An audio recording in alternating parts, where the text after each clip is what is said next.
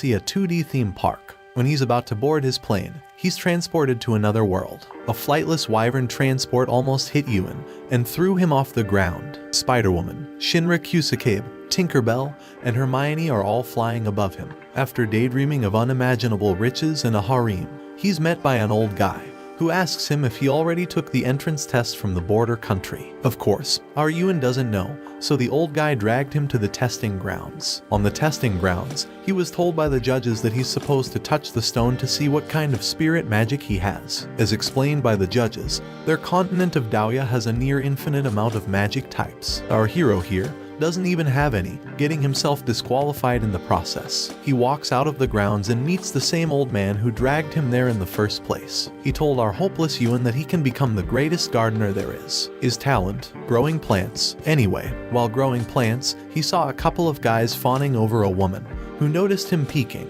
and ordered the boys to chase him down. When they find out he's just a pathetic piece of trash, they leave him alone, agonizing over his helplessness.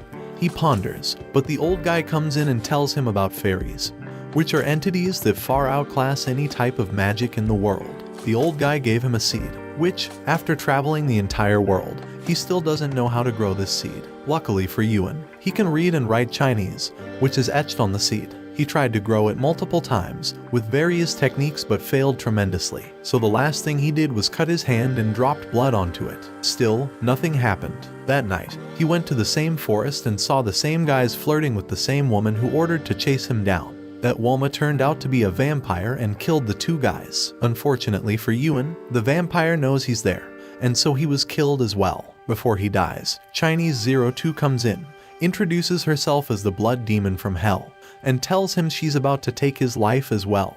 Jesus, my man can't take a break. The bloody fairy can't kill him, so she killed the vampire instead, transferring the vampire's power to revive him. Our guy wakes up, sees the fairy that saves him and asks her if she's the one he's calling. But Blood Fairy here won't take jokes and explain that she only saved him cause she wants to kill him herself. She lunged at him but was wounded in the process. She repeatedly attacks our Ewan, but she's the only one taking damage. A woman appears and tells them the legend is true, introducing herself as the chairwoman of the Shoyu Academy and explaining their relationship. The chairwoman gave Ewan a fairy guide and told him to raise his hand. Possessed, Ewan commanded the fairy to go back to her seed form. At her house, the chairwoman explained to Ewan about fairies in the Leprechaun guidebook, telling him that the only way that she'll give him her fairy seeds is if he becomes her student and finds the vampires in the academy. Back in his house, he reads the book and the fairy guide appears, explaining more about fairies. And so the day comes and he finally went to the academy to learn more about fairies but was stopped by a delinquent student,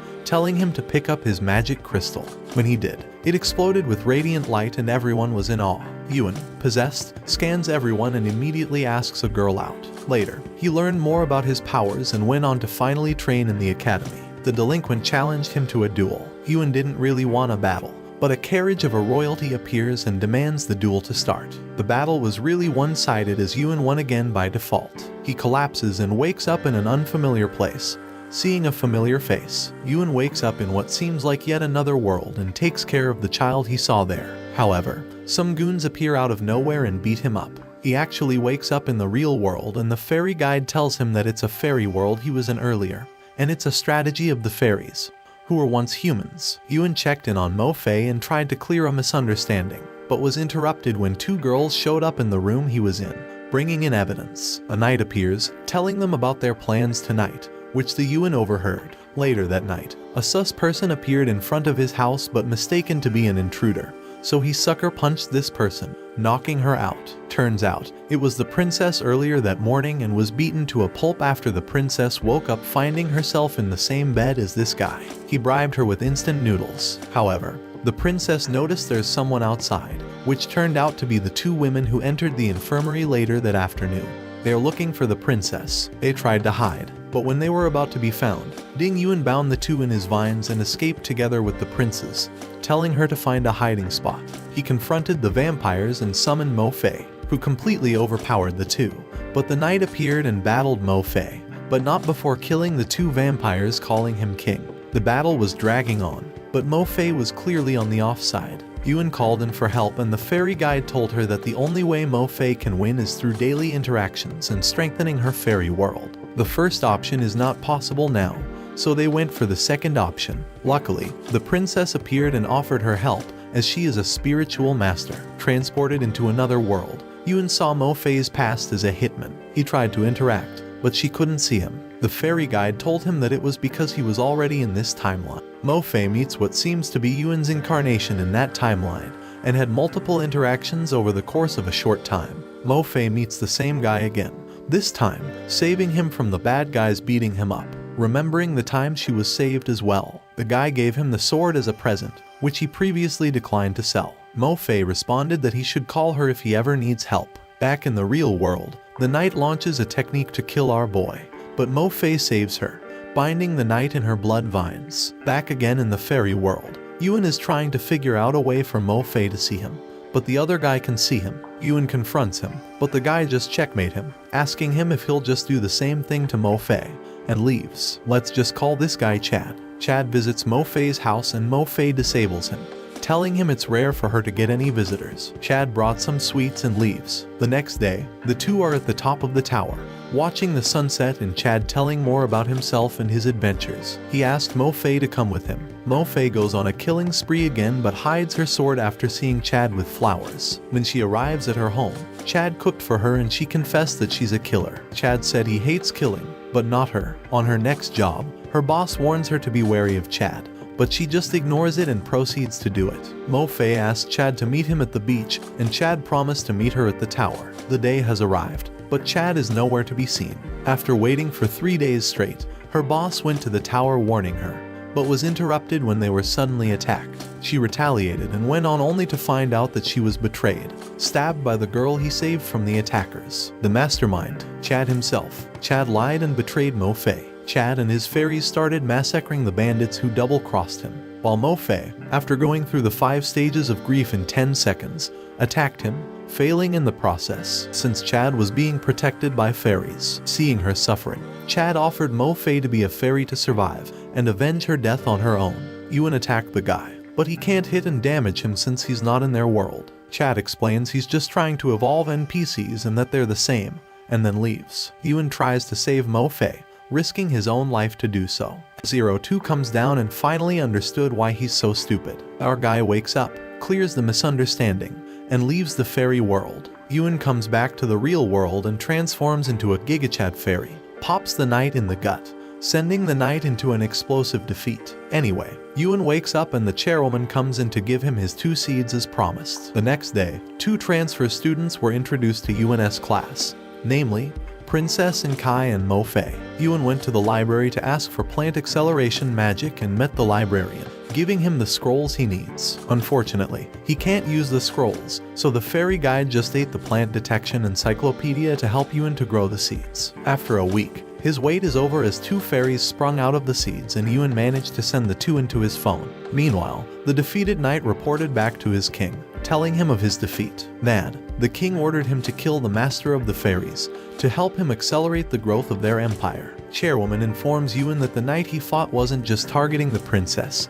but him as well. Yuan said he's gonna get stronger, and so the chairwoman told him to get out of the college immediately, and in return, she'll teach him how to be stronger. But before he leaves, the librarian asked him to do some fetching quests of gathering scrolls, giving him a crystal terminal to redeem rewards. And so the group leaves for an adventure. Arriving at a lake, they meet a dragon named Georgios, who's mistaken Yuan for someone else. Yuan asked to duel the dragon and forced it into submission. The dragon fled the scene and left him a flute to summon him to Yuan's side.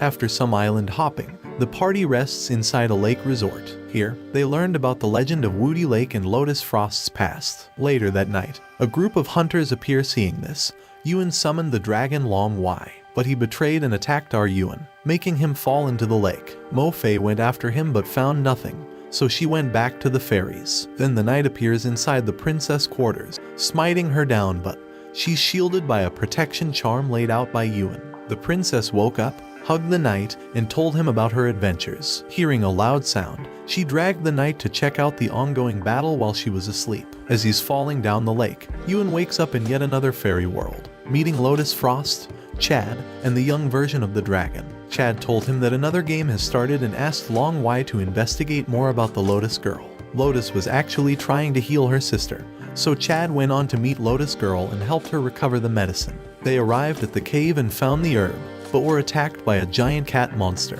Chad saves Lotus Girl, but she goes up to pick up the herb Yuan charged to save her from the falling rocks, but Chad swoops in to save her. The two ditched our guy, but found a dead end instead. As Chad was about to attack the monster, Lotus Girl picked up a stick and tried attacking the enraged monster, only to be saved again by Chad. Chad stopped the monster's stomp and knocked it down. Chad meets Lotus Girl once again and she tells him that her sister can't recover no matter how many herbs she gives. Chad told her about a cure and Lotus Girl told him she'll do anything. The next day, Chad follows Lotus Girl's sister and confesses, asking her to be his own. Keep in mind that it's the sick girl he's hitting on. Still missing the ingredient, Lotus Girl's sister went back to the forest and met Chad, who offered to take her somewhere nice. After reaching the heart of the lake, LG's sister started coughing blood and passed out. LG went with them to the lake, riding another boat, and told him to help her sister be cured. LG's sister meets Chad again and he reveals the cure to her, but tells her it's too expensive for what it's worth and very dangerous. Chad meets Lotus Girl again and tells him to pretend with her. LG's sister cried after hearing her sister's pain.